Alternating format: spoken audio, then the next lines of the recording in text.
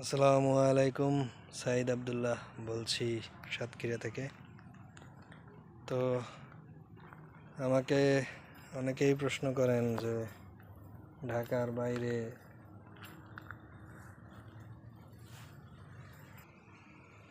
যা বলছিলাম, আমাকে অনেকেই প্রশ্ন করেন যে ঢাকার বাইরে জব করতে কেমন লাগে। প্রথম দিকে একটু খারাপ লাগে, পরে কিন্তু ভালোই লাগে, কারণ এই যে fresh oxygen, gentle breeze, clear আকাশ, হ্যাঁ, এই যে এগুলা দেখতে কিন্তু ভালোই লাগে। তো আমি হারাই গেছিলাম।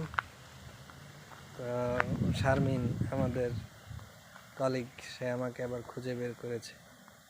হারাই যেতে আবার খারাপ লাগে না, ভালোই লাগে। সো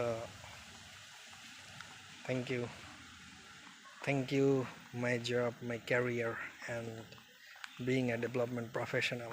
অলি গলি রাজপথ, টাটা।